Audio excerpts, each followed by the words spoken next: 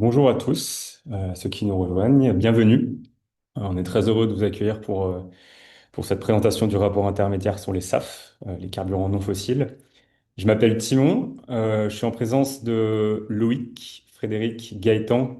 Euh, on va vous présenter ce travail ensemble et je vais d'abord laisser la parole à Marlène, qui est la présidente de l'association Aérodécarbo, euh, pour quelques mots d'introduction. Je te laisse la parole.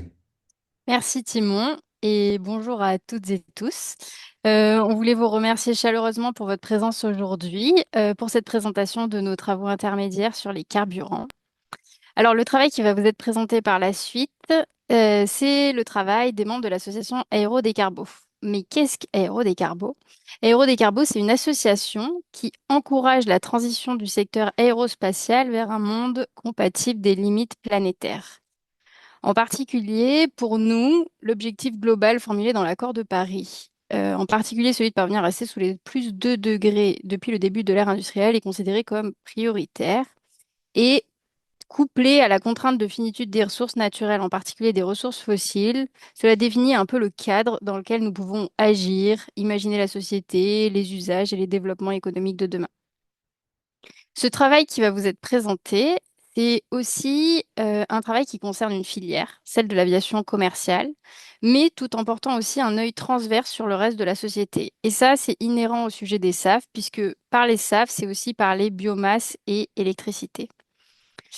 À Aérodécarbo, les membres se reconnaissent dans des valeurs de rigueur scientifique et technique, d'ouverture d'esprit, de refus de tout dogmatisme, de convivialité, de bienveillance et d'humilité. Et c'est aussi l'esprit de la présentation de ce soir. Présenter ses travaux à un stade intermédiaire, réalisé avec rigueur technique, s'appuyant sur l'état de l'art scientifique, avec aussi l'idée de faciliter le maximum de prise en main de ce sujet, et avec la volonté d'en parler avec de nombreuses personnes encore dans les prochains mois pour arriver aux meilleures consolidations possibles et contribuer aux réflexions relatives à l'avenir du secteur. Donc, que vous soyez dans l'aéro ou dans l'énergie, n'hésitez pas à nous donner vos retours. Mes collègues vous donneront par la suite le lien du rapport et l'adresse email à laquelle nous contacter. En attendant, je vous souhaite bonne présentation à tous et toutes et je repasse la main à Timon qui va commencer par vous en dire un peu plus sur l'équipe de rédaction, équipe que je remercie vivement pour tout ce travail. Merci beaucoup Marlène. Juste un petit point technique, je pense que si vous avez des commentaires, des questions, alors vous n'avez pas accès à vos micros pour l'instant, vous pouvez les mettre dans le chat, on les résumera à la fin et on laissera une question, une session de questions-réponses après une petite heure de présentation. Voilà. Marlène l'a déjà évoqué, mais avant d'allumer les moteurs, c'est important pour nous de vous partager d'où on parle, qui sommes-nous. On se définit comme des aéro-enthousiastes climato-conscients. On est tous des ingénieurs, tous et toutes des ingénieurs issus du secteur de l'aéronautique ou de domaines proches. On y a fait nos études, on y a travaillé. Et donc, on est aéro-enthousiastes. On aime les avions, on aime l'aviation, on aime ce que ça nous permet. Et voilà, on aimerait qu'elle ait un avenir. Mais d'un autre côté, alors peut-être pas mais d'ailleurs, on est aussi climato-conscient. On est convaincu que la science qui fait voler les avions, qu'on a appris à l'école, par laquelle on a été émerveillé, elle permet aussi de comprendre et d'agir face au changement climatique. Donc elle permet de comprendre tous les enjeux qu'il va y avoir autour de l'aviation d'aujourd'hui. Et enfin, on est engagé pour la durabilité du secteur. Alors ça veut dire quoi la durabilité? Eh ben, ça veut dire qu'on pense que la durabilité, c'est dire que dans 20 ans, dans 30 ans, dans 50 ans, le secteur existera toujours. C'est pas qu'une question environnementale, c'est vraiment une question de robustesse du secteur. Et pour ça, on a envie de parler aux salariés en leur donnant les clés pour se projeter, et notamment pour comprendre le sujet des SAF. J'ai beaucoup d'amis dans l'audience aujourd'hui, en tout cas qui étaient inscrits, euh, qui m'ont partagé leur besoin de comprendre mieux ce sujet pour continuer à travailler et pour continuer à être épanoui dans ce secteur. Et d'un autre côté, c'est aussi pour dialoguer avec l'industrie. On rappelle que l'industrie n'a rien à y gagner à la crise climatique et qu'il n'y a pas beaucoup d'avions commerciaux qui voleront dans un monde à plus 4 degrés. En 2021, le collectif Aérodécarbo, on a sorti un rapport qui s'appelle Pouvoir voler en 2050, en collaboration avec le Shift Project. Ce rapport, il rappelle tout un tas d'enjeux qui sont liés à la question de l'aéronautique, à la fois d'un côté scientifique, climatique, d'un côté technique, quel gain en efficacité on peut trouver dans les différentes phases de l'aéronautique, et quelques considérations sociales et sociétales aussi pour savoir qui prend l'avion et la distribution des vols aujourd'hui. Et du coup, on va parler aviation et climat. Alors, vous avez souvent l'habitude qu'on en parle, mais c'est toujours intéressant de remettre le contexte. Où est-ce qu'on en est dans ce réchauffement planétaire? Euh, Aujourd'hui, enfin, l'année dernière et l'année d'avant, on a eu une anomalie de température de plus 1,55 degrés par rapport à l'ère pré-industrielle. Et il y a 70% de chances que la moyenne 2025-2029 dépasse ce plus 1,5 degré. Ça ne veut pas dire que c'est foutu, hein. Chaque fraction de degré supplémentaire aggrave les impacts climatiques. Et du coup, il faut faire des efforts parce qu'on sait que les impacts climatiques, ça va être des sécheresses, des pluies diluviennes, des incendies, la fonte des glaces, la montée des océans, la fonte des glacières, etc. Et tous les impacts socio-économiques qui vont avec. Et donc, on doit faire notre maximum pour limiter ça. L'aérien, aujourd'hui, c'est entre 2 et 3% des émissions de CO2 et de gaz à effet de serre. Sans un effort de décarbonation de sa part, si on continue la trajectoire dans laquelle on est, et qu'on considère que les autres secteurs font leur part du travail, on peut estimer que sa part à l'horizon 2050 sera entre 20 et 30%. Cet impact climatique, il pourrait doubler si on prend les fameux effets hors CO2. Je pense qu'il y a beaucoup de gens qui sont familiers avec, en tout cas, qui ont entendu parler de ces effets. C'est un sujet très vaste et très intéressant qu'on ne développera pas ici parce que notre focus sera les leviers techniques par rapport aux émissions. Et donc, dans Pouvoir voler en 2050, on a identifié trois catégories de leviers. Le premier, c'est les technologies de rupture, donc l'avion hydrogène, l'avion à batterie électrique. On sait à peu près aujourd'hui qu'il n'y aura pas d'efforts significatifs de ce côté-là, d'ici 2050 en tout cas. C'est des efforts qui viendront sûrement après, en tout cas après 2040. Il y a une autre catégorie de levier qui est l'amélioration de l'efficacité énergétique et opérationnelle. Donc il y a tout un tas d'améliorations et de gains à avoir là-dedans aussi. Il ne faut pas prendre de retard parce que chaque retard, ça signifie qu'on a des émissions en plus. Et enfin, le troisième grand levier qui est d'ailleurs beaucoup discuté dans l'industrie, c'est les carburants non fossiles, aussi appelés les SAF, pour Sustainable Aviation Fuel. Et c'est ça qu'on va étudier aujourd'hui. Dans un rapport, donc un rapport intermédiaire qu'on sort aujourd'hui, en juin 2025. Vous pouvez le voir sur la timeline au-dessus. C'est un travail qui a commencé il y a quelques temps déjà. On a eu un salarié il y a un an maintenant qui a été encadré par l'IMT, l'Institut Mobilité de Transition, qui a été financé par l'ECF et qui travaillait avec nous. Et puis à la suite de ça, il y a une équipe bénévole qui a repris ce travail, qui a discuté avec des personnes et qui a rédigé un rapport pour sortir la version d'aujourd'hui. Et le but, c'est de rediscuter avec les personnes, avec vous, d'ailleurs, les messages et les conclusions de ce rapport pour sortir quelque chose fin d'année. Donc, je le rappelle, c'est un rapport intermédiaire. Ça veut dire work in progress. On a des résultats, on va vous présenter des résultats, on va vous expliquer des choses, mais tous les résultats présentés ici ne sont pas définitifs. Et c'est avec grand plaisir qu'on les discutera, euh, qu'on les défiera et qu'on avancera avec vous.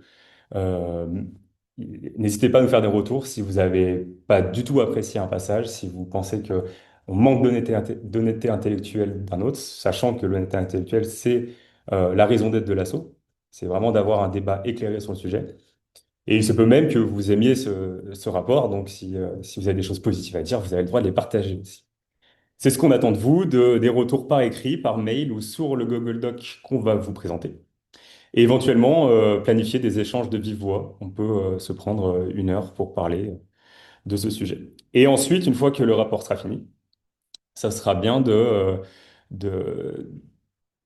de se servir de vous, en quelque sorte, de relais pour diffuser les travaux et qu'on puisse atteindre euh, des gens qui vont potentiellement être des décideurs, qui vont avoir peut-être plus d'influence sur tel ou tel sujet. Et vous êtes les bienvenus pour nous aider à faire ça et pour nous aider à transformer le secteur. Donc on va rentrer dans le sujet de notre rapport avec la structure. Déjà, il faut savoir qu'il y a eu beaucoup de discussions hein, sur les différents aspects qui sont liés au carburant durable, dit durable en tout cas, les carburants qu'on va appeler carburants non fossiles pour SAF. C'est tout l'enjeu de la première partie parce qu'on est au courant que le bagage des gens qui vont lire ce rapport, le bagage des gens qui sont ici d'ailleurs, n'est pas forcément le même. Il y a potentiellement des experts qui travaillent sur la question depuis quelques années. Il y a des gens qui ont juste entendu parler du terme et qui n'ont aucune idée de ce qui se passe derrière. Donc la première partie, elle est vraiment pour se mettre tous d'accord, pour expliquer pédagogiquement ce que sont les SAF, à la fois les biosaf, à la fois les ISAF, les e-biosaf, qui sont un mix des deux.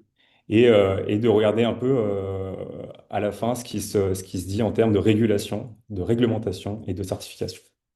Dans une deuxième partie, on fait un focus sur la biomasse, tout ce qui va être ressources d'origine biologique et végétale, pour faire des biocarburants. Donc, on va laisser de côté les ISAF électricité.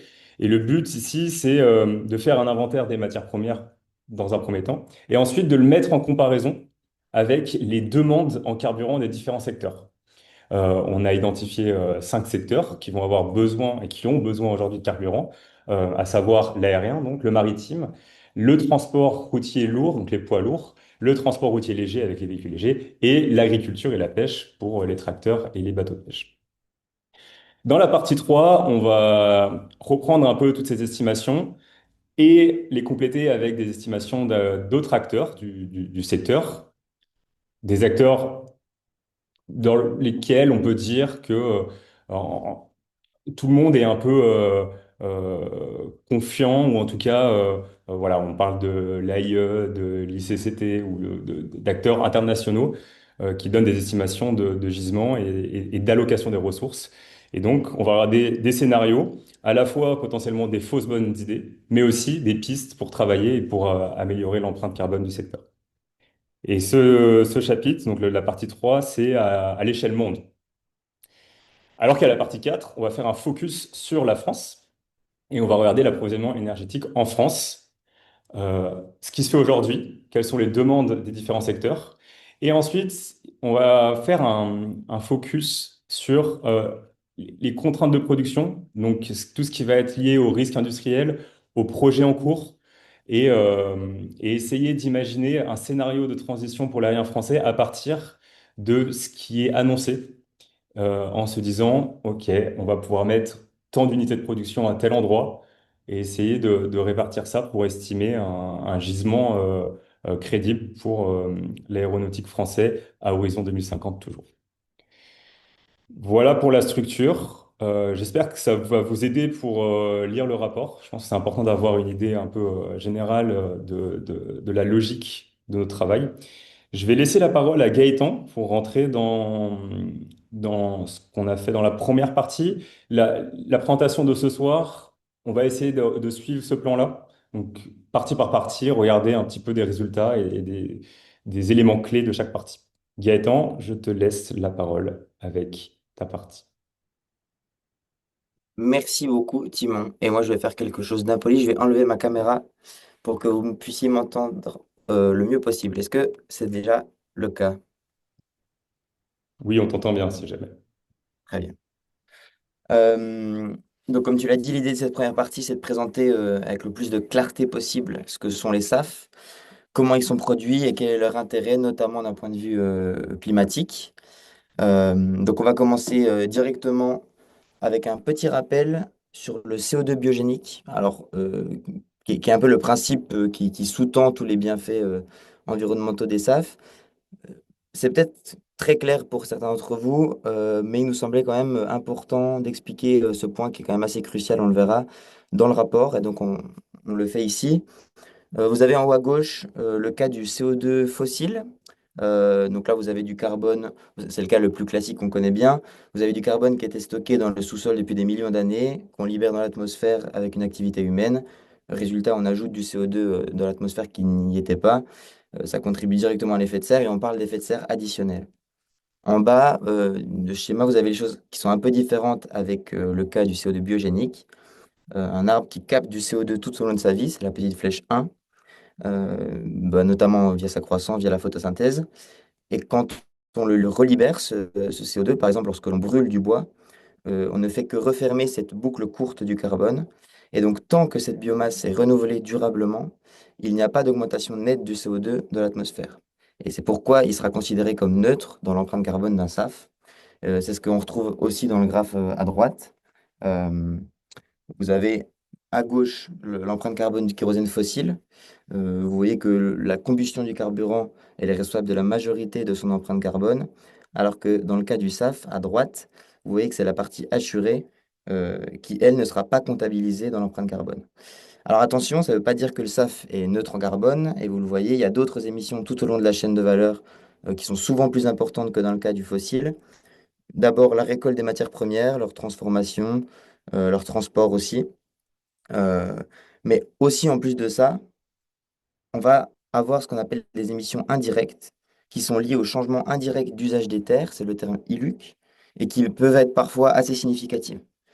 Et donc là, déjà, rien qu'avec ça, on commence à comprendre que l'avantage climatique d'un SAF par rapport au kérosène, il n'est pas acquis, il va dépendre de nombreux paramètres, et c'est ce qu'on va voir. Alors, l'un des objectifs du rapport, c'est justement d'apporter un peu de clarté dans cette jungle de procédés et de ressources. Et nous, on va insister sur un point en particulier, qui est que, selon nous, analyser un procédé technologique ou une ressource de manière isolée, ça a en fait assez peu de sens. Et on va essayer d'expliquer pourquoi. Ce qui compte, c'est la filière, enfin ce qu'on appelle une filière, c'est-à-dire une association, un couple entre un procédé technologique et une ressource. Et c'est seulement à ce niveau-là qu'on pourra raisonner en termes de rendement carbone, de rendement énergétique, de coût, bon, même si on le fait très peu, ou d'impact environnemental. Très rapidement, même si encore une fois, vous n'allez pas pouvoir, on va pas pouvoir tout exposer ici. Dans notre rapport, on va distinguer trois grandes familles de SAF. Donc, vous avez les biosaf, les trois premières colonnes du graphique, qui valorisent, elles, directement le carbone qui est contenu dans la biomasse. Donc là, les ressources premières, c'est souvent des huiles, du bois, des sucres. Et tout à droite, vous avez les ISAF qui, eux, reposent sur du CO2 capté. Alors, ce CO2, il peut venir soit directement de l'air, soit en sortie d'une cheminée d'un site industriel. Et sur de l'hydrogène bas carbone, la combinaison des deux va être possible et va produire un SAF synthétique via des procédés comme celui de Fischer-Tropsch ou méthanol to jet. Et entre les deux, on a une famille hybride qu'on a voulu traiter à part parce qu'elle nous semble quand même assez importante.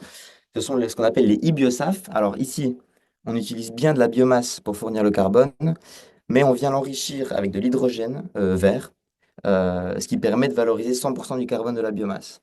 Là où les voies classiques, que vous voyez à gauche, elles gaspillent une partie du carbone sous forme de CO2.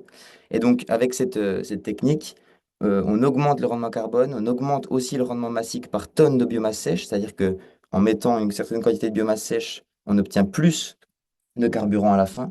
Avec évidemment la contrepartie, c'est qu'il faut amener plus d'énergie, notamment pour produire l'hydrogène décarboné.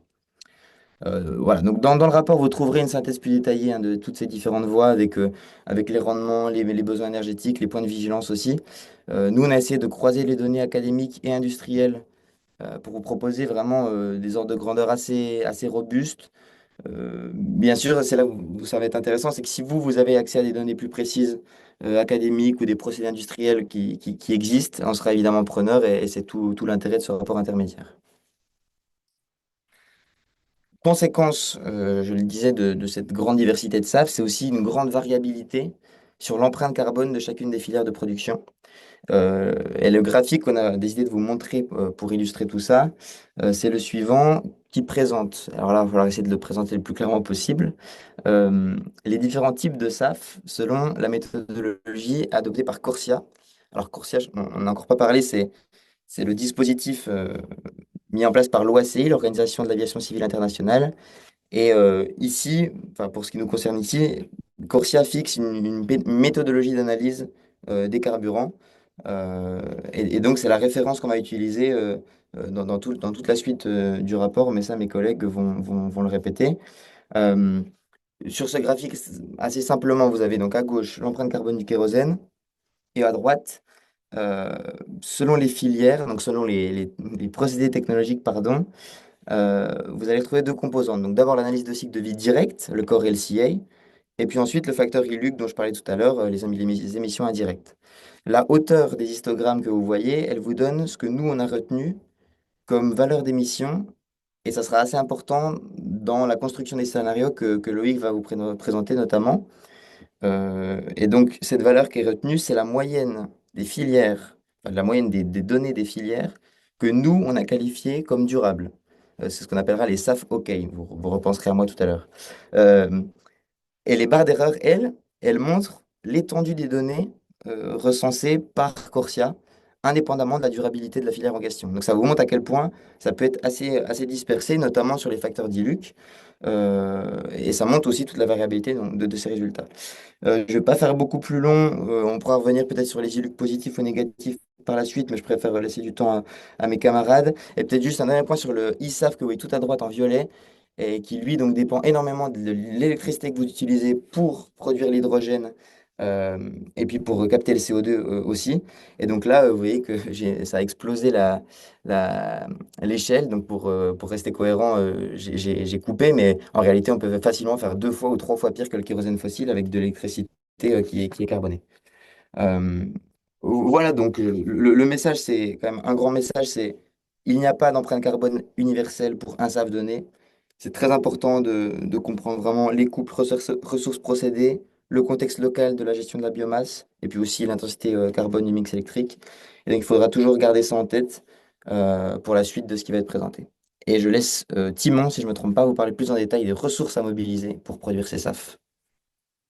Merci beaucoup, Gaëtan. A priori, à ce point-là, si vous connaissiez pas le sujet, la dernière slide, quand on vous parle d'ATJ, de FA et tout, c'est peut-être compliqué. Heureusement, dans la partie 2, on revient à des choses plus concrètes, donc à des ressources végétales et à des demandes en carburant liquide. Mais si vous n'étiez pas du tout familier avec ces termes-là, ça vaut le coup d'aller regarder dans la partie 1 et d'essayer de comprendre vraiment ce que chacune des filières représente. Chacune des filières est un peu euh, associée à une matière première de toute façon. Donc dans cette partie, on se place à l'échelle mondiale pour détricoter les conflits d'usage. Je suis désolé Olivier, je vois que tu lèves la main. On attendra la fin de la présentation pour prendre des questions à l'oral. D'accord. Euh, quand on parle d'énergie à partir de biomasse, justement, on a tendance à avoir une vue très macroscopique, à tel point qu'on oublie souvent que derrière, il se cache des matières premières d'origine végétale qui ont tout un tas d'enjeux qui leur sont propres. On a essayé de les répertorier, donc vous les voyez à gauche, avec la biomasse forestière, donc tout ce qui est euh, le bois des arbres, les résidus forestiers, les sciures des menuiseries, etc.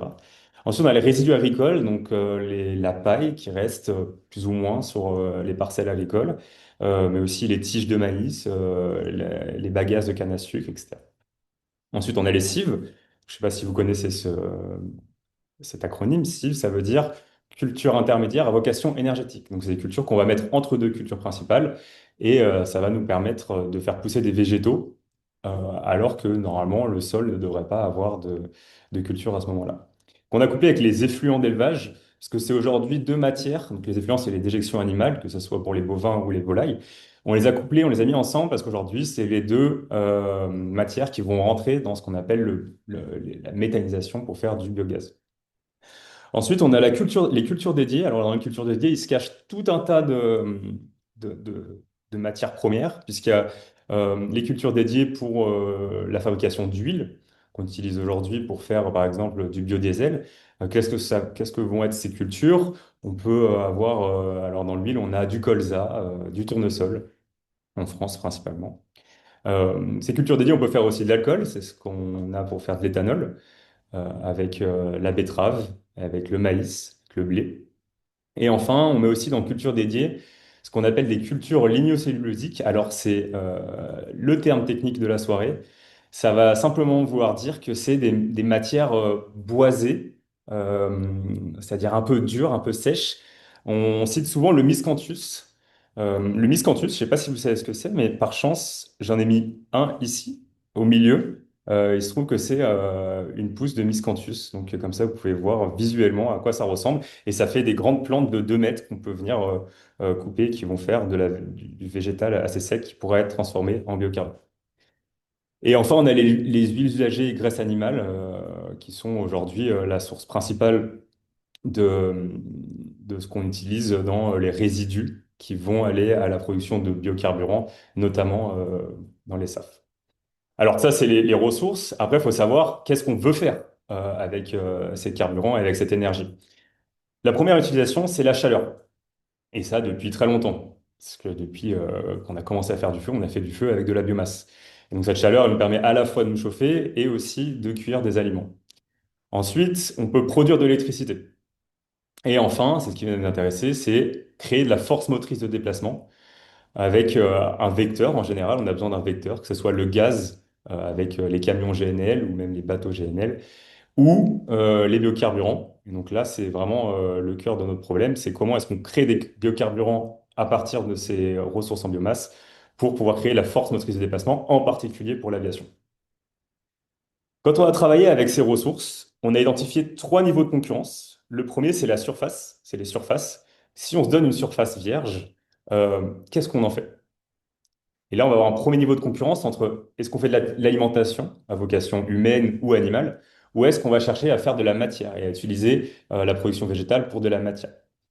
Si on choisit de faire de la matière, on a une deuxième strate de concurrence qui va être entre les usages agricoles, industriels et énergétiques. Alors, les usages agricoles, ça va être du retour au sol pour redonner des nutriments au sol. Ça peut aussi être des usages pour tout ce qui est élevage, pour faire du foin, etc. Industriel, on va plutôt être dans le papier, dans même tout ce qui va être lié au bâtiment et énergétique. Donc, c'est le dernier niveau de concurrence. Quand on regarde dans l'énergie, est-ce qu'on veut faire de la chaleur, est-ce qu'on veut faire de l'électricité ou est-ce qu'on veut faire des carburants liquides? Voilà nos 3 niveaux de concurrence et chacun se réfléchit l'un par rapport à l'autre.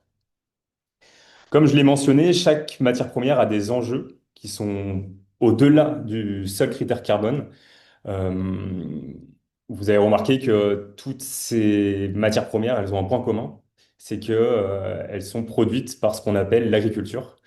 Et aujourd'hui, l'agriculture, c'est responsable de 3 des 6 dépassements de limites planétaires, à savoir euh, le changement d'usage des sols, les cycles biogéochimiques et il me manque le dernier, et non, le dernier, c'est la biodiversité. Mais il y a aussi une contribution significative dans tout ce qui est cycle de l'eau, même dans le changement climatique. L'agriculture, elle ne... et d'ailleurs la sylviculture aussi, ce sont des enjeux qui vont bien au-delà du seul critère carbone. Et le dernier point qui est important, puisqu'ici on est à échelle mondiale, c'est la disparité géographique des besoins et des logiques de répartition. Ici, c'est difficile de prioriser, par exemple, la biomasse forestière ou le résidu agricole quand on sait qu'il y a des parties du monde, parties de la population qui dépendent de ces ressources pour se nourrir, pour cuire leurs aliments. Et donc, ça paraîtrait un peu absurde de vouloir allouer cette ressource à la création de biocarburants. Vous noterez ce qu'on a écrit en bas, qu'on a mis un peu de côté les déchets municipaux pour plusieurs raisons. De par leur hétérogénéité qui demande un tri, une logistique compliquée, du fait que parfois c'est même pas des déchets organiques, on peut avoir du plastique. Et enfin, on a un effet d'aubaine de se dire qu'on veut en fait réduire déjà ces déchets et ensuite les recycler avant de pouvoir les réutiliser dans des biocarburants. On a regardé à peu près toutes ces étiquettes-là, les roses et les rouges, et on a essayé d'estimer en volume ce que ça signifiait. Et on est arrivé à cette mise en perspective, cette comparaison Alors, c'est un gros graphe, donc je vais essayer de vous l'expliquer clairement. Euh, à gauche, tout à gauche, on a la consommation de carburant en 2024 pour les cinq secteurs que j'ai cités tout à l'heure, donc les véhicules légers, les poids lourds, l'agriculture, le maritime et l'aérien. Encore une fois, on est à l'échelle monde. Donc entre cette colonne-là de 2024 et celle d'après où on fait une estimation de potentiel, enfin, pardon, de demande en 2050, on va avoir beaucoup d'augmentation de la demande. Euh, tous les secteurs prévoient de croître d'ici 25 ans. On va avoir des effets de substitution énergétique. On va avoir l'électrification d'une partie du parc, notamment sur les véhicules légers. Et enfin, on va avoir pas mal de gains en termes d'efficacité énergétique. On voit, quand on additionne tout ça, qu'on gagne pas tant que ça, en fait, en demande de carburant. On passe voilà, de 110, alors on est en hexajoules ici, hexajoules par an, à une centaine d'hexajoules par an. Cette quantité de 100 hexajoules par an, on la met en perspective avec les potentiels qu'on a estimés. Donc d'abord, on a estimé en énergie primaire, on arrivait à un potentiel d'environ 100 hexajoules pour l'ensemble des ressources qu'on cite à gauche, huiles usagées, résidus agricoles, culture énergétique, biomasse forestière. Et une fois qu'on le transforme en biocarburant, sans apport d'électricité ici, on trouve un potentiel entre 40 et 45 hexajoules. Alors encore une fois, ce sont des hypothèses sur pas mal d'études, mais qui ne prennent pas forcément en compte les effets du changement climatique, qui ne prennent pas forcément en compte les disparités géographiques. Donc il y a tout un tas de réserves dans ce graphique, mais ça nous permet en tout cas d'avoir un élément de comparaison entre ces valeurs. On a réservé une partie des ressources bois-énergie, donc ce qui est la biomasse forestière. Comme je disais tout à l'heure, il y a une grande partie de la population qui en dépend. Pour information d'ailleurs, même en France, il faut savoir qu'un Français sur 10 dépend du bois pour se chauffer. Alors, c'est indirectement ou directement, hein, ça peut être via les granulés, etc. Mais ça reste quand même un Français sur 10, donc c'est quelque chose qu'on ne pourra pas allouer au biocarburant tant que ces gens-là ont besoin de ça pour se chauffer. Et à côté, on a quand même mis en vis-à-vis la production de biogaz avec euh, les matières premières qu'on a mis de côté, c'est-à-dire les cives, les effluents et les déchets municipaux. Bah, on a des estimations dans certaines études et ça nous donne aux alentours de entre 15 et 20 hexajoules, ce qui reste très très peu comparé à la demande totale. Alors on a la demande totale en violet foncé en 2023 et le surplus qui est anticipé euh, d'ici 2050 dans les scénarios de l'AIE. Voilà pour cette partie.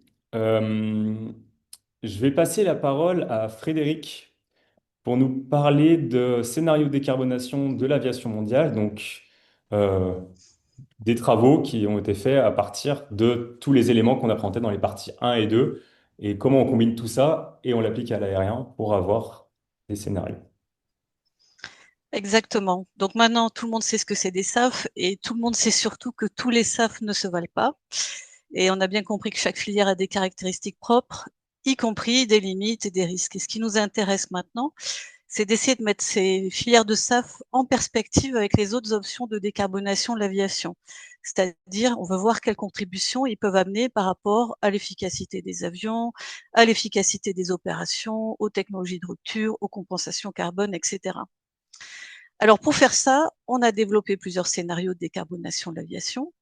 Alors, clause d'avertissement, faire des scénarios, ce n'est pas une tentative de prédire l'avenir. C'est simplement qu'on a fait des choix de paramètres qui sont cohérents entre eux et qui nous permettent de tester différentes solutions de manière quantitative, dans le cas de futurs qui soient plausibles. Donc, pour nos scénarios, on a choisi des hypothèses volontairement. D'une part, on a pris des hypothèses dans les publications des acteurs du secteur aérien pour tout ce qui relève de l'aviation, c'est-à-dire les projections de trafic et les ambitions relatives aux gains d'efficacité. On a sourcé ça de la TAG, que vous connaissez sans doute, c'est l'Air Transport Action Group, qui est le représentant des différents acteurs du secteur, donc les constructeurs, les aéroports, les compagnies aériennes, etc. Ensuite, ce qui concerne les énergies, et en particulier les quantités de biosaf et de ISAF, on les a pris à l'Agence internationale de l'énergie et on a choisi le scénario net zéro en 2050, qui est un scénario ambitieux, mais dans lequel tous les secteurs de l'énergie arrivent à cet objectif de net zéro et à respecter un objectif de température de 1,5 degré en 2100.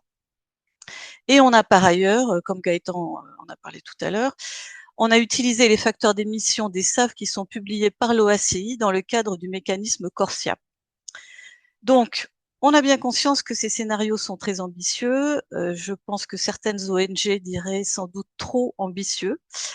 En tout cas, utiliser ces scénarios nous permet de parler la même langue que les décideurs du secteur et que les gouvernements, et qu'on peut, sur cette base, tirer des messages qui sont assez peu contestables. Et en tout cas, nos résultats seraient encore plus prononcés si on avait choisi des hypothèses moins favorables, par exemple des gains d'efficacité moindres, des choses comme ça. Donc, maintenant sur les graphes, on voit le trafic sur la gauche, qui est donc issu du scénario S de la TAG, et qui tape sur une croissance de 3,2% par an entre 2025 et 2050. C'est beaucoup, mais c'est pas encore le chiffre le plus important. D'autres acteurs projettent des croissances de l'ordre de 3,5, 3,6%. Bon, cette croissance de à peu près 3% par an, implique une consommation de kérosène de l'ordre de 500 millions de tonnes en 2050. Et ça, c'est compte tenu des gains d'efficacité qui sont embarqués dans ce scénario de la TAG et qu'on a chiffré à peu près à 1,3% par an. Ensuite, sur le second graphe, on voit aussi les volumes de SAF qu'on a sourcés de l'Agence internationale de l'énergie. Donc le scénario NZ2, c'est le scénario dans lequel pour l'AIE, il y a le plus de SAF, et ça correspond à environ 250 millions de tonnes en 2050. Donc 250 millions de tonnes, ça se divise en 120 millions de tonnes de biosaf et 130 millions de tonnes de ISAF. Et donc quand on met en regard ces volumes de SAF de l'Agence internationale de l'énergie avec la consommation de kérosène issue des projections du secteur, on arrive à peu près 50% de SAF en 2050. Donc évidemment, en termes d'émissions, on ne gagne pas énormément. On voit sur le dernier graphe à droite que ça augmente un petit peu jusqu'en 2030 et qu'ensuite il y a une légère diminution, mais on se ramène en 2050 à peu près à la valeur actuelle. Du coup, notre message, c'est que même en étant extrêmement optimiste, le chemin qui est actuellement suivi par le secteur ne permet pas de baisser les émissions de CO2 de manière significative. Donc, prochaine slide. On a réfléchi à 4 scénarios alternatifs pour combler ce manque de SAF entre ces projections l'AIE et les scénarios du secteur aérien. Et ça nous permet, comme on l'écrit là, d'éclairer une variété de choix industriels, économiques et politiques. Alors, notre premier scénario, c'est un scénario dans lequel l'aviation fait appel à des SAF dont les critères de durabilité sont, disons, élargis ou assouplis. Voilà, c'est-à-dire que finalement, on a plus de SAF, mais leur durabilité est certainement dégradée. Dans le second scénario, on illustre un arbitrage intersectoriel en faveur de l'aérien, notamment au détriment des secteurs routiers et maritimes. Donc ça, bon, on a voulu mettre en chiffre des choses qu'on entend. On entend dire l'aviation, c'est difficile à décarboner, donc il faut assouplir les critères de durabilité, il faut privilégier l'aviation par rapport à d'autres secteurs.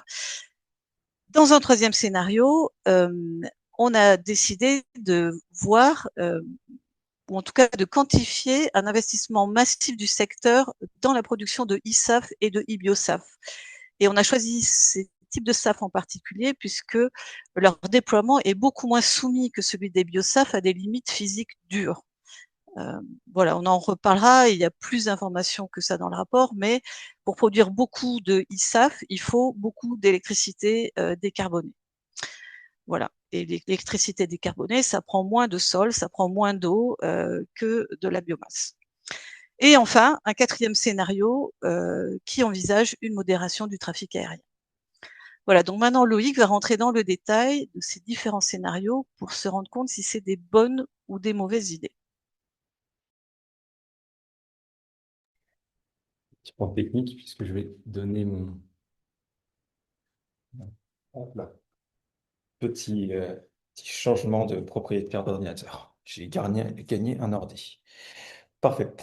Et du coup, donc, pour prendre la continuité de ce qu'évoquait Frédéric sur les scénarios, on va vous présenter un petit peu ces quatre-là, mais pour essayer de ne pas être trop long, je vais passer rapidement sur les deux premiers pour laisser un petit peu plus de temps au numéro 3 et au numéro 4. Les deux premiers, si on essaie de les synthétiser en une phrase, finalement, pour nous, ils sont des écueils à éviter. C'est-à-dire qu'en les ayant étudiés, en ayant regardé finalement qu'est-ce qui peut arriver si on va sur ces chemins-là, on arrive à des situations où potentiellement c'est pire, ou en tout cas ça peut être pire que le point de départ. Ce qu'on entend par des SAF à la durabilité dégradée, c'est par exemple en termes de biomasse, on va s'autoriser à avoir des cultures dédiées qui potentiellement peuvent être en concurrence avec d'autres usages possibles des sols, et par exemple l'alimentation. Ça peut avoir des répercussions sur ce qu'évoquait Timon précédemment, sur typiquement les autres limites planétaires sur lesquelles le secteur de l'agriculture est en tension. Et puis d'un point de vue climatique aussi, il y a certaines filières qui peuvent être contre-productives par rapport à du kérosène d'origine fossile. Sur les ISAF, là où ça peut être dégradé, c'est typiquement si le CO2 qu'on récupère ne vient pas de biomasse ou de l'air, donc c'est pas un CO2 biogénique ou atmosphérique, mais un CO2 d'origine fossile. Et concrètement, on fait fonctionner une centrale à charbon pour en récupérer le CO2 et en faire un carburant. Ou situation encore pire, ce qu'avait évoqué Gaëtan tout à l'heure, qu'on avait dit que les ISAF peuvent être 2 fois ou 3 fois pires que le kérosène s'ils sont faits avec une électricité qui est en partie fossile. Bah, typiquement, si on se met à produire massivement des ISAF sans être suffisamment regardant, sans être suffisamment strict sur l'électricité utilisée, on peut être contre-productif. Donc le premier scénario, il met en avant ces éléments sur lesquels il faut être très vigilant et en fait il faut être suffisamment exigeant et surveiller le respect des critères de durabilité sur les SAF pour qu'ils soient véritablement, enfin pour que le S demeure vrai, c'est-à-dire qu'il reste sustainable. Le scénario 2, le risque avec ce scénario-là, c'est d'avoir des vases communicants et que ces vases communicants peuvent potentiellement être contre-productifs. Typiquement, si on met plus de biomasse dans l'aérien, mais que du coup il y en a moins pour d'autres secteurs, par exemple pour le maritime, bon bah l'aérien se décarbone plus et le maritime se décarbone moins. Donc si on regarde uniquement sur le périmètre aérien, c'est mieux que la situation du point de départ. Par contre, si on fait la somme des deux secteurs, ça n'a pas bougé. Si on regarde sur l'ensemble des secteurs, on est resté sur la problématique initiale. Et dans certains cas, ce vase communicant, il peut être contre-productif parce que si on parle biomasse, c'est à peu près pareil en termes d'efficacité selon les secteurs qui veulent l'utiliser. Par contre, si on parle électricité, c'est plus du tout le cas. Et les ISAF, leur particularité, enfin une de leurs particularités, c'est qu'ils ont un rendement de production qui est très faible. C'est-à-dire que en bout de chaîne, on a très peu d'énergie par rapport à l'énergie initiale qu'on a mobilisée en termes de production d'électricité. Et donc ça, ce que ça veut dire, c'est que si l'aérien se met à prendre de l'électricité, par exemple au routier ou par exemple au ferroviaire, qui ont un usage direct et donc beaucoup plus efficace de cette électricité, dans le premier cas, il y a des batteries, dans le deuxième cas, il y a des caténaires, eh ben, ça va engendrer un surplus d'émissions beaucoup plus fort côté routier ou côté ferroviaire, que ça permettra de baisser les émissions côté aérien, parce que l'efficacité ne sera pas la même dans ces secteurs. Et donc, scénario 2, attention aux vases communicants et aux vases communicants qui peuvent être contre-productifs. Donc, de façon générale, il faut faire attention à ce que les SAF soient suffisamment encadrés pour être véritablement durables. Et il faut faire attention à ce qu'un secteur ne se décarbone pas en allant piocher des ressources à d'autres secteurs. Décarboner l'aérien en empêchant d'autres secteurs de se décarboner, c'est pas forcément un chemin à suivre. Maintenant, une fois qu'on a dit ça, nos scénarios 3 et 4, bien qu'ils ont des limites et évidemment des problématiques qui demeurent, il y a, à notre sens, un certain potentiel qu'on peut discuter, qu'on peut aller chercher dans les deux cas. Le scénario numéro 3, du coup, l'idée, c'est de mobiliser de grandes, même de très grandes capacités électriques pour produire beaucoup de biosaf, enfin de e-biosaf et de e-saf. Concrètement, le fonctionnement de ce scénario, c'est qu'on reprend les mêmes hypothèses de trafic que précédemment, donc le scénario de base qu'avait présenté Frédéric, même hypothèse de gain d'efficacité et même hypothèse de quantité de biomasse initiale. En l'occurrence, la biomasse considérée dans les scénarios de l'Agence internationale de l'énergie. Ce qu'on fait à ce niveau-là, c'est qu'on change un petit peu les filières qui sont utilisées et autant que possible, on va remplacer des biosaf par des e-biosaf. Et les e-biosaf, c'est ce qu'avait évoqué Gaëtan dans sa partie quand il avait dit qu'il y avait une petite famille qui était à cheval entre bio et e-saf, qui sont des carburants qu'on optimise en injectant du coup de l'hydrogène dedans pour rentabiliser finalement chaque atome de carbone contenu initialement dans la biomasse. L'idée, c'est de produire plus de SAF pour une même quantité initiale de biomasse sèche. Et donc, on fait cette optimisation et ensuite on vient compléter pour arriver jusqu'au besoin, jusqu'à la demande du scénario ATA qui nous sert de référence, on vient compléter en mettant autant de ISAF que nécessaire.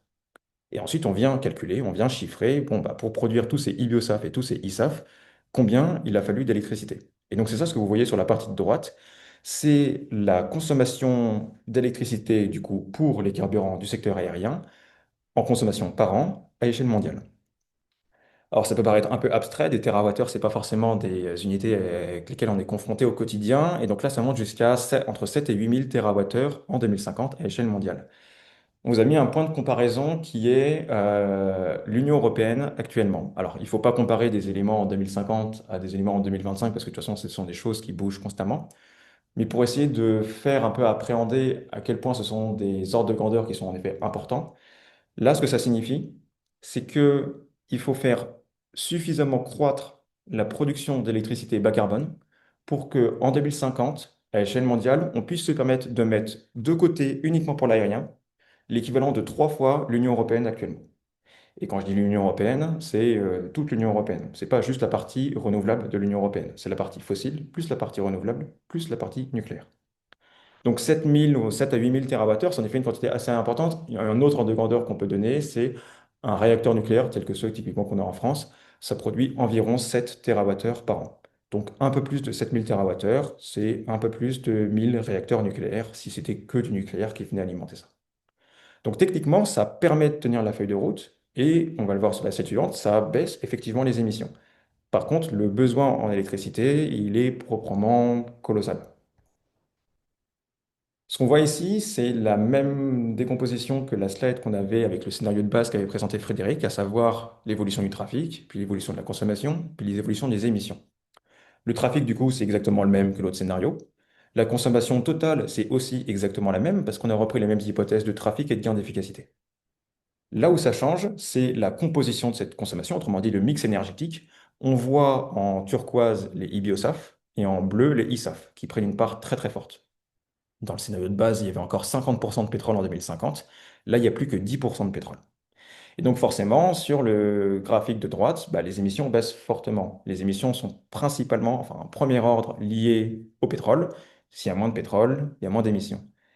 Mais il y a un point à relever qui est que les émissions baissent fortement en 2050, mais elles passent quand même par le fait d'augmenter en 2030 et d'être en 2035 à peu près au même niveau que 2025.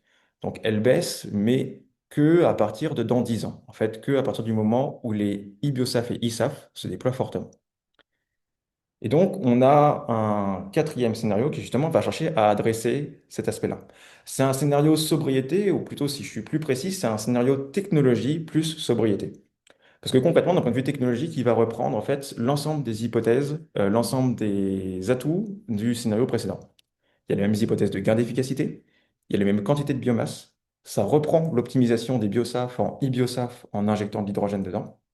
Simplement, ça va jouer en plus sur un dernier paramètre qui du coup est le niveau de trafic.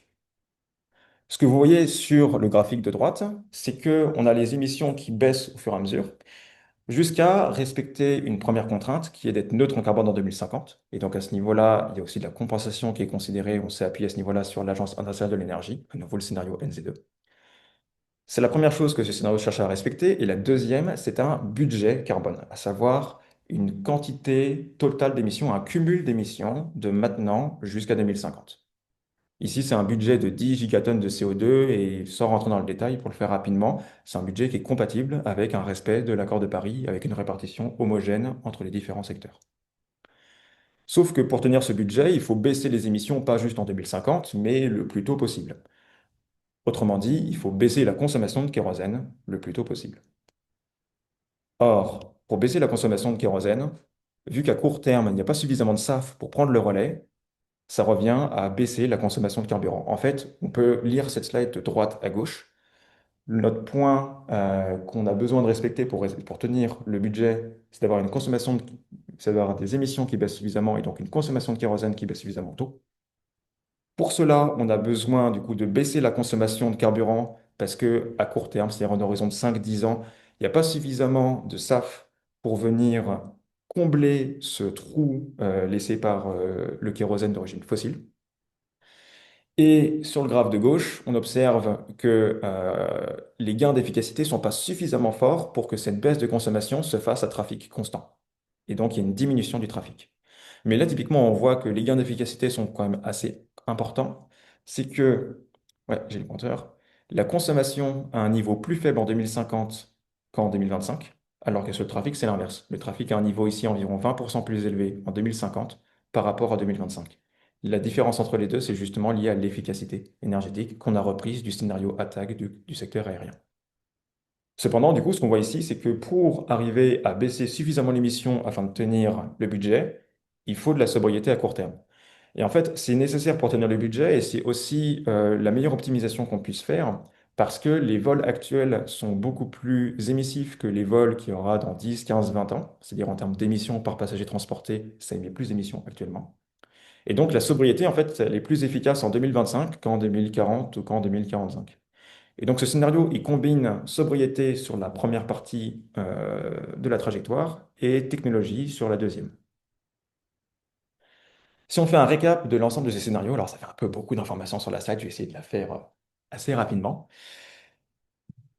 Le scénario de base, du coup, c'était le scénario qui se basait sur les gisements donnés par l'Agence internationale de l'énergie dans son scénario NZ2, avec la partie qui était consacrée à l'aérien. On avait du coup un premier scénario avec des critères dégradés, du coup c'est le seul à avoir recours à des filières non durables. Un deuxième scénario qui est en concurrence avec d'autres secteurs, c'est le seul à être en conflit à ce niveau-là. Et ensuite, on rentrait dans le fait d'optimiser avec des e-biosaf, chose qu'on a fait pour le scénario avec des capacités électriques additionnelles et qu'on a repris pour le scénario technologie et sobriété. Là où vous avez des différences assez importantes entre ces scénarios, c'est au niveau du besoin en électricité. De base, dans son NZ2, donc un scénario, comme l'a dit Frédéric, qui est connu comme étant quand même assez, même très optimiste d'un point de vue technologique, il y a déjà une quantité d'électricité allouée au secteur aérien qui est très forte, déjà sur plus de 3000 TWh d'électricité à échelle mondiale en 2050. Mais avec nos différentes variantes qu'on a créées ensuite, on est venu encore augmenter cette quantité. Avec les critères dégradés, on s'était mis à prendre tout ce qu'on pouvait et il y avait justement un peu d'électricité fossile qui venait se rajouter, tout l'aspect contre-productif. Avec les conflits avec les autres secteurs, bah, évidemment, on prenait l'électricité d'autres secteurs pour la mettre dans l'aérien. Donc il y avait plus de consommation. Et puis le scénario avec les capacités électriques additionnelles, c'était du coup tout le principe du scénario, de ne pas être en concurrence, mais de dire par contre, faut déployer tant de capacités. Bon, bah là, le temps de capacité, en fait, c'est plus du double du scénario de départ. Et le scénario sobriété et technologie, c'est pour ça que j'ai insisté sur, c'est pas que sobriété, parce que en fait, il est techniquement, en termes de consommation électrique, pas plus sobre que le scénario de l'IEA. Il consomme environ autant d'électricité que le scénario NZ2 de l'IEA. Donc c'est loin d'être un scénario enfin, très agressif d'un point de vue sobriété. C'est une légère sobriété. Ce qu'on peut voir sur les deux dernières lignes, c'est le trafic cumulé et les émissions cumulées. Le trafic cumulé est le même pour les quatre premiers scénarios. Là, ça change uniquement sur le dernier. C'est le seul à jouer sur le trafic. Alors, l'unité peut paraître bizarre si vous n'êtes pas déjà adepte des RPK. Ça veut dire revenu passenger kilomètre. En gros, c'est le nombre de passagers fois le nombre de kilomètres. Et c'est exprimé généralement en milliers de milliards. Si je vous le fais rapidement, les quatre premiers scénarios vont de environ 10 000 milliards de passagers kilomètres actuellement jusqu'à un peu plus de 20 000 milliers de milliards, pardon, 20 000 milliards en 2050. Et le scénario sobriété et techno, il part aussi de 10 000, il descend à 7-8 et il remonte à environ 12 000 milliards à chaque fois. Et en termes d'émissions, du coup, le point de départ était trop élevé pour tenir un quelconque budget carbone compatible avec un accord de Paris. Les deux premiers scénarios se retrouvent à être du même ordre, voire contre-productifs. Le scénario avec plus de capacité électrique baisse les émissions fortement en 2050, mais parce qu'il commence en fait tardivement à les baisser. Si on fait le cumul sur les 25 ans, il n'y a pas tant d'écart que ça avec le scénario initial. Il y a environ un quart d'émissions de moins, mais c'est pas non plus si marqué que ça. Par contre, le scénario qui combine à la fois sobriété, du coup, notamment à court terme, et utilisation massive de SAF à long terme, lui permet une baisse plus importante des émissions et du coup un budget total, à savoir des émissions cumulées, plus faible. Et on va maintenant passer à la France. Merci Loïc. Moi, je vais vous parler de la France. Et dans cette partie 4, on a fait, comme je l'ai dit tout à l'heure, un recensement des différents projets qu'il y avait à l'échelle nationale. Je vois que dans les participants à ce webinaire, il y a quelques bénévoles des groupes locaux, des shifters, notamment de Pau et de Nantes, qui travaillent sur les sujets de Eco dans le sud-ouest et de Take Care vers Nantes, donc que je salue. On ne présente pas grand-chose sur ces projets-là dans cette partie. C'est vraiment en tout cas dans la présentation, c'est plus dans le rapport qu'il y a des éléments qui vont peut-être vous intéresser, peut-être pas. Il y a déjà de très bon travail qui a été fait par ces groupes locaux que je salue. Euh, on a refait du coup le même travail qu'à l'échelle mondiale, avec les demandes des carburants et les mettre en comparaison avec nos ressources.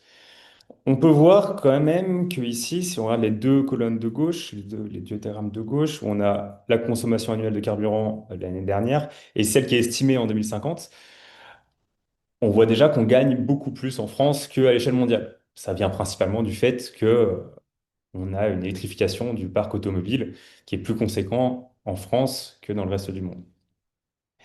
On voit quand même dans la demande en carburant 2050 que du coup l'aérien, qui était à un tiers, un quart de la demande en 2024, va se retrouver à presque la moitié en 2050.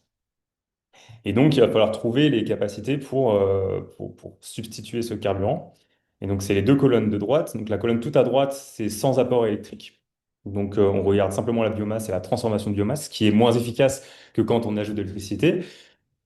On a environ deux fois moins de potentiel, mais le potentiel avec un apport en électricité, ça nous demande quand même 180 TWh. Comme Loïc l'a rappelé, un réacteur nucléaire, c'est 7 TWh. Pour donner un autre ordre d'idée, la consommation actuelle d'électricité en France, c'est alentour de 550 TWh. Donc là, on est à peu près un tiers de la consommation actuelle. Sachant que notre consommation n'a pas non plus beaucoup évolué, notre production n'a pas beaucoup évolué depuis 10 ans. Alors, si vous étiez un peu perdu, j'espère qu'on n'a pas perdu trop de monde. Finalement, ça va. Euh, on a tenu à faire une petite compilation d'ordre de grandeur de ce qu'il faudrait pour remplacer l'ensemble du kérosène français et le mettre en comparaison d'échelle avec des données, des ordres de grandeur qu'on connaît. Donc, premièrement, si on regarde le bois de forêt, donc on se dit on va remplacer nos 7 millions de tonnes de kérosène par du bois de forêt. Alors là, on n'a pas d'apport en électricité, on va juste prendre le bois et on va le transformer en biocarburant par la filière BTL. Eh bien, il nous faudrait 120 millions de mètres cubes de bois de forêt. Ça correspond à 3 fois la récolte annuelle de bois commercialisé, en prenant à la fois le bois d'œuvre, le bois d'industrie et le bois qui est dédié à l'énergie. En termes de surface, ça fait l'équivalent d'une forêt de la surface de la Corse entière. Donc c'est plutôt conséquent et à l'échelle du territoire français, je ne suis pas sûr qu'on ait une forêt qui soit disponible comme ça.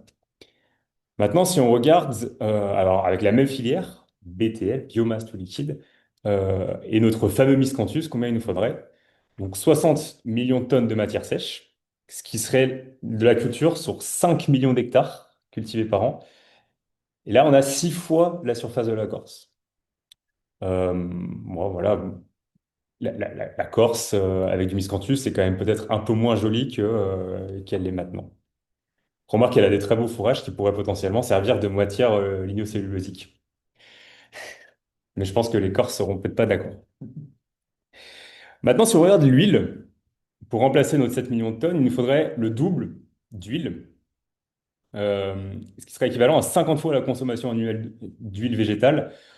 Donc, on ne peut pas le faire aujourd'hui et ça voudrait dire beaucoup d'importations. Bon, c'est forcément des chiffres un peu exagérés de dire qu'on va tout faire. Le but aussi de cette slide, de ce message, c'est de se dire que euh, si on veut décarboner, il va falloir une multitude de solutions et savoir ce qu'on en fait après en termes de trafic.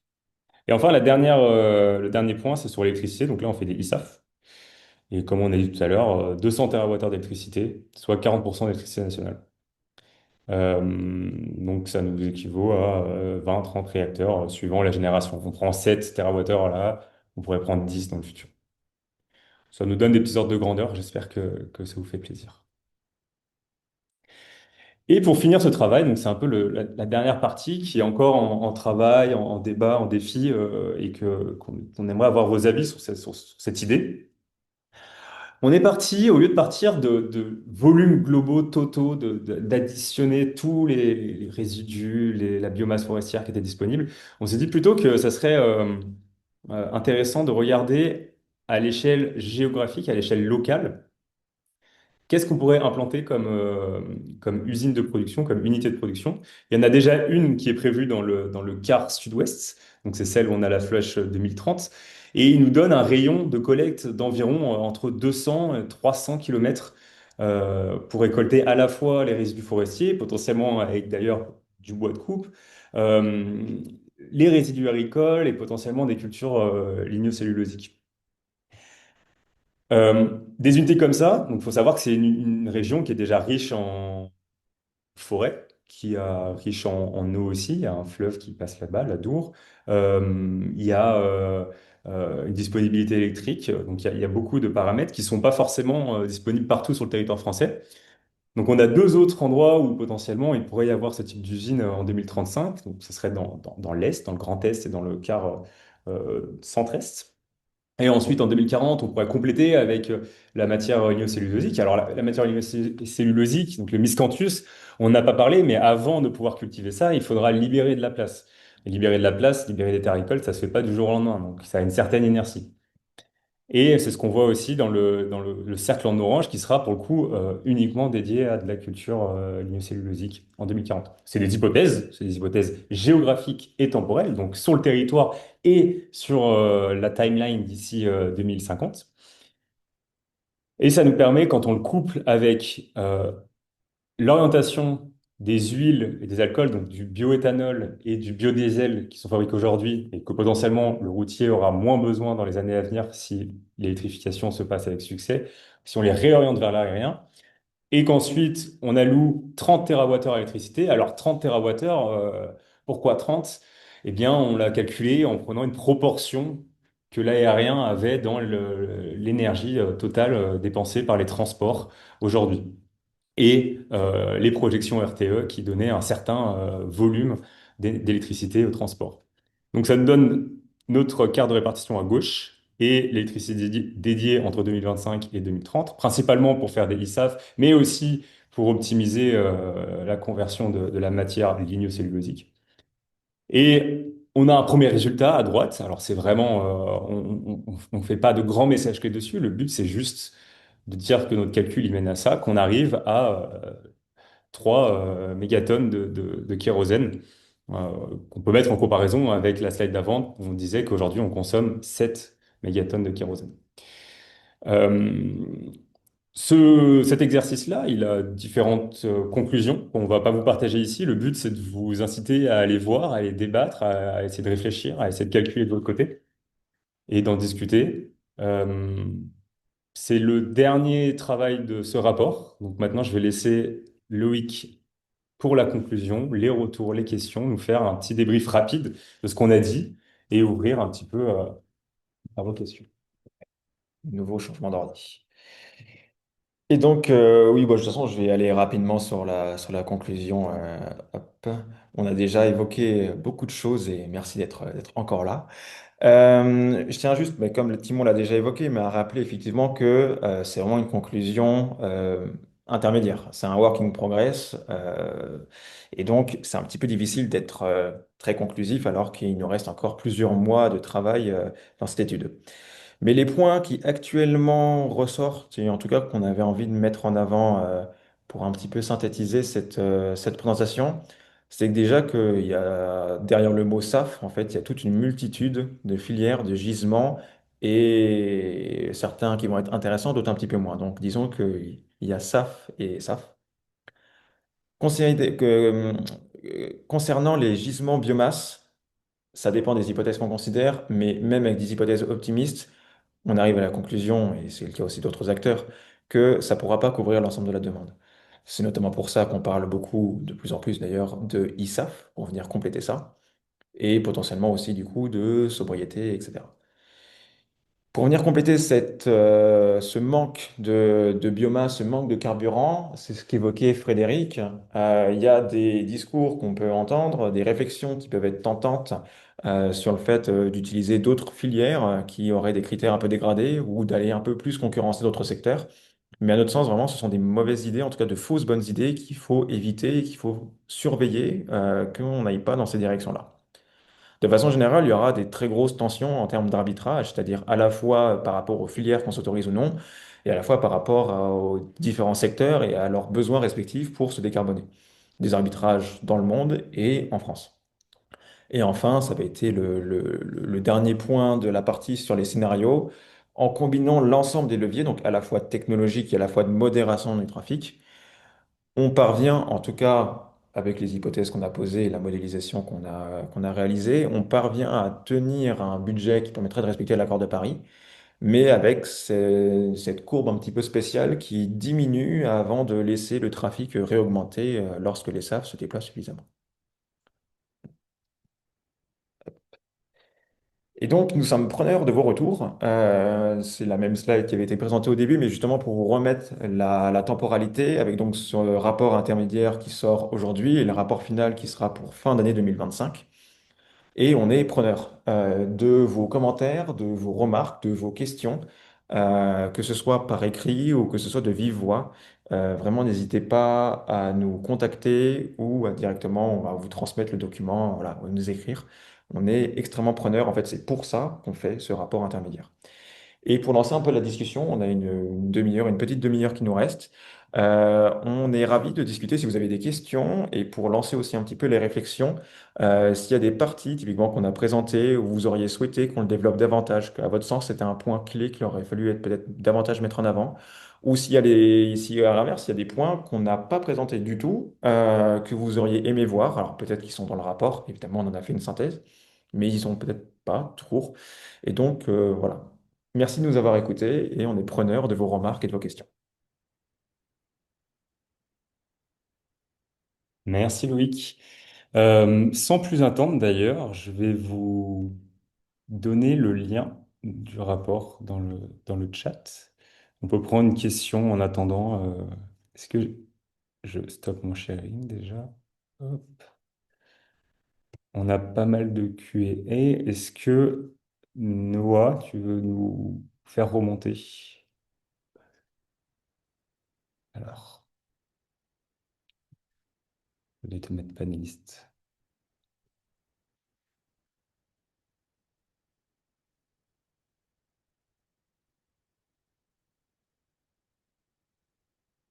Si quelqu'un veut prendre, je ne sais pas si Frédéric, Gaëtan, Luc, vous avez euh, accès aux questions.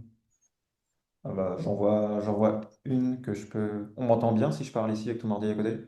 Oui, oui, et je pourrais en prendre une après Oui, aussi. oui. Il y a une question sur le scénario 4 et du coup donc la sobriété à laquelle on a pensé. Combien est-ce que ça représenterait d'heures de vol en moins ou de passagers? Ça dépend du coup de ce à quoi on compare. Le scénario du coup 4, il commence par une légère diminution, mais ensuite il réaugmente en termes de trafic. Et donc, si on compare au niveau actuel, à long terme, il y a une croissance. C'est ce que je donnais comme ordre de grandeur, les RPK, donc le nombre de passagers kilomètres, il commençait à 10 000 milliards, il descend à 7 000 8 000 milliards en 2030 et quelques. Et il remonte à environ 12 000 milliards en 2050. Donc, si on compare à actuellement, il y a une légère croissance du trafic. Par contre, si on compare aux feuilles de route du secteur qu'on avait initialement en référence, en l'occurrence le scénario S2 de la TAG, lui, il avait une croissance beaucoup plus forte parce qu'il a atteigné plus de 20 000 milliards. Donc, si on compare à ce scénario-là, c'est un trafic qui est 2 fois ou quasiment 2 fois plus faible. Donc 2 fois moins de vols ou de passagers que dans ce scénario-là. Et si on veut ramener ça par personne, il suffit juste de diviser par la population, soit la population qui prend l'avion, soit la population mondiale. Par exemple, si on parle de 10 000 milliards dans une hypothèse de 10 milliards d'habitants, c'est pas forcément ce qui se passera, mais je prends juste ce chiffre parce qu'il est facile, bah, ça fait pile 1 000 km par personne et par an. Donc ensuite, ça dépend des hypothèses de démographie. Alors moi, je vais me faire un petit plaisir. Il y a une question sur les effets non CO2. Hein, comme on a dit qu'on n'en parlait pas. J'étais sûr que tu allais la prendre. Ah bah oui. Donc la question c'est de dire il faut être prudent sur le fait que les effets non CO2 doublent les effets du CO2 et des études récentes indiquent que les émissions de SOx issues du kérosène fossile pourraient partiellement voire complètement compenser les effets radiatifs des traits de condensation. Alors, des études récentes, il y en a tout plein. Il y a même des mesures qui sont faites en essai en vol qui permettent de faire avancer la science parce que effectivement, pendant des années, il y a eu des scientifiques qui ont travaillé là-dessus, mais les mesures sont plus récentes. Donc, je crois que depuis, disons, 3-4 ans, on a vraiment mis le turbo pour comprendre ces effets non CO2. Le SOx, c'est intéressant. Le soufre, on se rend compte qu'en fait, il a une multitude d'impacts. Les émissions directes de soufre ont un effet refroidissant, c'est vrai. Donc, si on prend du SAF, clairement, il n'y a pas de soufre dedans, et qu'on le brûle, eh bien, cet effet refroidissant est perdu. Mais des études encore plus récentes, y compris grâce aux mesures, montrent que d'autres effets du soufre sont réchauffants. En particulier, le soufre a certainement tendance à rendre les particules de suie plus hydrophiles et donc plus promptes à se transformer en noyau de condensation. Voilà, donc ça c'est un premier effet.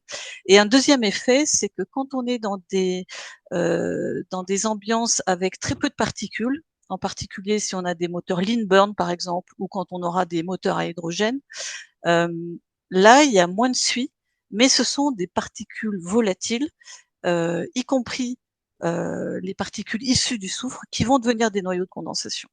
Donc dans ces cas-là, c'est très très bien qu'il n'y ait pas de soufre. Donc la quantification de tout ça, c'est en cours. Euh, Tout ce qu'on peut dire, c'est que en effet, les effets non CO2 ne sont pas négligeables et qu'ils méritent un effort d'attention à la fois de recherche, mais pas que de la recherche dans des labos, de la recherche aussi en termes de mesures, de la recherche en termes d'essais euh, scale one quoi à l'échelle, voilà pour passer de la science au test de solutions concrètes. Hmm. Je complète, j'ai pas entendu si tu l'as mentionné, mais il y a un paragraphe sur le sujet par rapport au SAF dans le rapport. Et il y a Transport et Environnement qui porte le sujet en ce moment à l'échelle nationale et qui a organisé il y a quelques semaines un colloque pour essayer d'étudier comment est-ce qu'on pourrait mettre en place les évitements des zones, donc enfin, éviter les trains de condensation, mais concrètement, c'est éviter les zones où ces traînées se forment.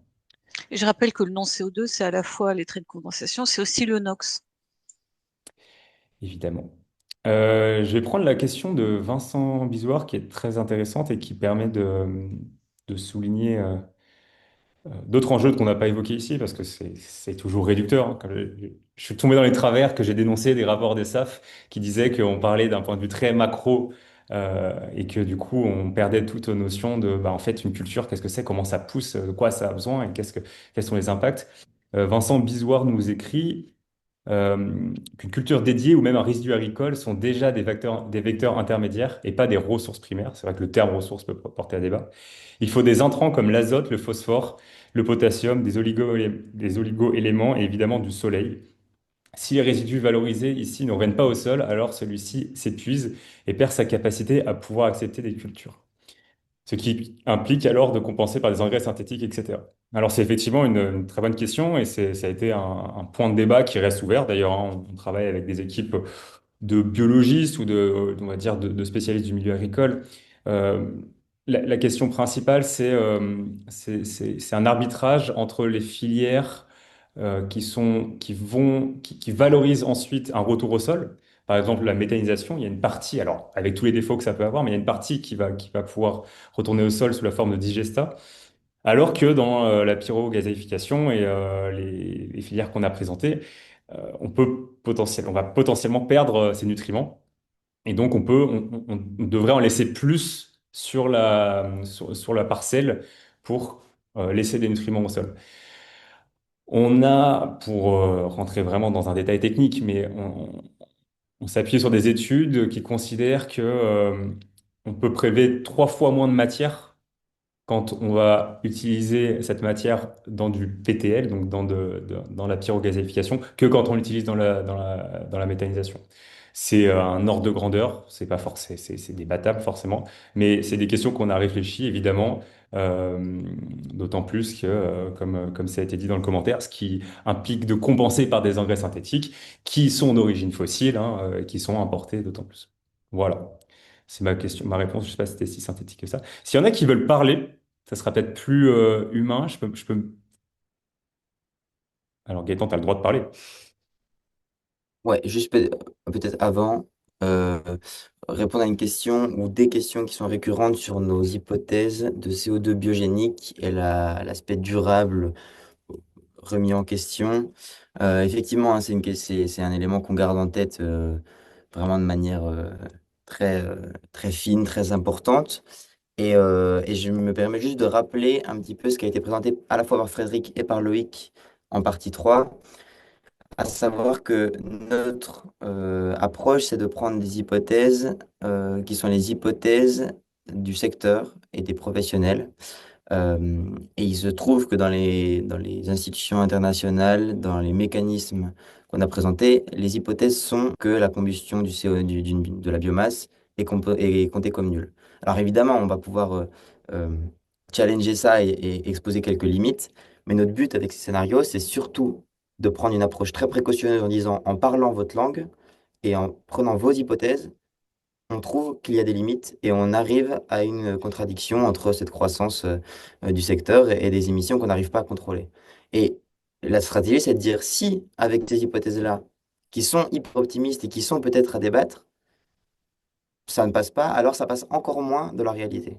Et c'est vraiment cette approche-là qu'il faut essayer de comprendre, et ça montre qu'il faut qu'on insiste aussi dans notre rapport à l'écrit sur ce point, mais qui est déterminant. Donc voilà, je voudrais pas qu'on donne l'impression que on y croit euh, à 100% et qu'on ignore la réalité complexe de la sylviculture et de la gestion de la biomasse.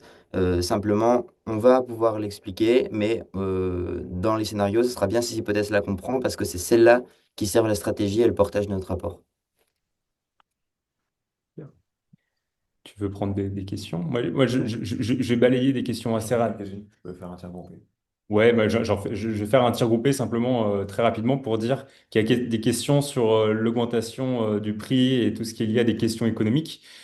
C'est des questions super intéressantes, mais on travaille avec des flux physiques et il y a des spécialistes qui travaillent aussi avec des flux économiques. Je peux citer notamment les travaux de l'ISA, donc un institut d'aviation durable de Supaéro, qui est assez relié à Supaéro, et qui travaille, qui a des thèses sur le sujet de l'impact économique de développement de ces filières, qu'est-ce que ça va dire sur le prix du billet, qu'est-ce que ça va engendrer en termes à la fois de sobriété, si on a un prix du billet plus cher, on aura potentiellement moins de trafic, mais aussi en termes de développement des filières, quel investissement industriel on doit faire, etc.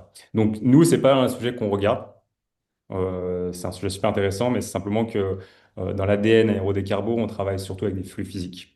Je sais pas si c'est ce que tu voulais dire et si c'est ce C'était que tu voulais. exactement ce que j'allais dire et enchaîner sur le fait que quoi, ouais, je parle, je regarde là et j'ai le micro ici. Ouais. Sur le fait que, oui, en termes de périmètre, forcément, on s'est un peu restreint. À la fois, du coup, dans ce qu'évoquait Timon, c'était aussi une question aussi de champ de compétences. Du coup, on est très spécialisé sur, du coup, les données physiques et techniques. Et les éléments économiques ou sociaux, on est moins compétents aussi sur ce sujet. Et donc, c'est un élément sur lequel on discute beaucoup avec d'autres acteurs, mais ce n'est pas des choses sur lesquelles on va publier. On peut éventuellement avoir des calculs de notre côté, mais ce n'est pas un élément sur lequel on va endosser une publication. Et un peu de la même façon, du coup, sur le périmètre, en effet, ce rapport, du coup, se concentre vraiment entièrement sur les carburants, sur les SAF. Tout ce qui est technologie de rupture, ou tout ce qui est venir challenger à quel point on peut avoir de l'efficacité ou pas, c'est pas quelque chose qu'on fait ici. Principalement parce que du coup, ça a été fait dans le précédent rapport. Alors, il y a un peu plus de 4 ans maintenant, mais il reste pas mal d'actualités sur ces sujets-là, sur des hypothèses de gain d'efficacité qu'on peut obtenir ou pas. Et le fait que maintenant, on reprend directement le secteur, ce qu'évoquait Gaëtan et Frédéric avant ça, sur le fait de reprendre directement des hypothèses optimistes du secteur aérien. Et sur tout ce qui est technologie de rupture, donc on peut penser à l'aviation électrique ou à l'aviation hydrogène, le consensus à ce niveau-là, c'est que ça ne jouera pas un rôle significatif avant 2050. Ce sera peut-être quelques pourcents, mais pas plus. Et peut-être que ce sera plus sur la deuxième partie du siècle, mais bon, on se concentre sur les solutions principales de décarbonation et on a un périmètre qui va jusqu'à 2050.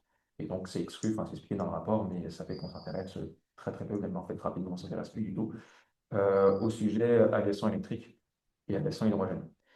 Et il y avait une autre question, du coup, je finis mon tableau groupé, sur justement les autres acteurs avec lesquels on échange. Et du coup, effectivement, donc, il y a d'autres acteurs en France et quelques-uns aussi à l'étranger. Alors, je pense que c'est un axe d'amélioration aussi à développer. Évoquer le fait qu'on est preneur de retours, de commentaires et aussi, dans un second temps, de pistes aussi de portage, de diffusion. Ça, c'est un des axes d'avoir des pistes peut-être un peu plus développées à l'international, parce que par essence, l'aérien quand même, se gère beaucoup à l'international.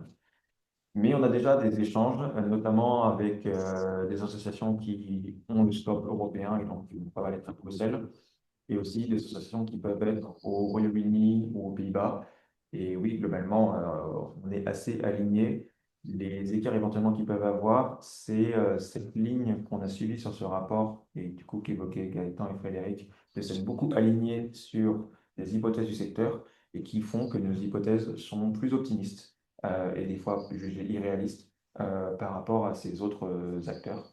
Euh, mais sur le fond, on est complètement en phase. C'est juste la stratégie qui a été adoptée pour ce rapport, pour le rendre le plus robuste possible au niveau des messages auxquels on arrive. Merci. Y a pas, Et s'il y a sur le scope, ouais. ouais. Juste sur le scope, là, je vois Vincent qui pose une question de savoir si pourquoi est-ce qu'on n'a pas mis dans le rapport la solution fossile plus DAC. Voilà, c'est une bonne question. C'est une bonne question. Alors,